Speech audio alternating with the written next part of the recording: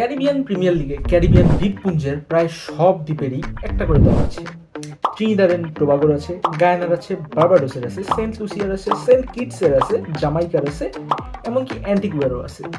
কিন্তু Cuba, Dominican Republic আর Porto কোনো দল নেই, কারণ এই তিনটা দেশে আসলে ক্রিকেট খেলাই হয় না।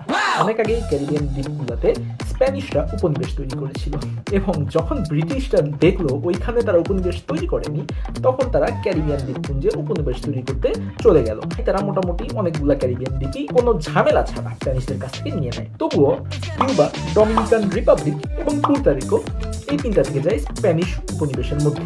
তার ফলে ব্রিটিশ যে উপনিবেশগুলো ছিল ওই সকল ক্যারিবিয়ান দ্বীপপুঞ্জে ক্রিকেট খেলাটা প্রচুর জনপ্রিয় হয়ে ওঠে, কিন্তু যেই স্প্যানিশ উপনিবেশ ছিল ওইখানে ক্রিকেট খেলাটা ততটা জনপ্রিয়তা লাভ করতে পারেনি, এবং এর জন্যই এই তিনটা দেশে ক্রিকেট খেলা হয় না, যদিও তারা টেকনিক্যালি ওয়েস্ট ইন্ডিজের আন্ডারেই পড়ে।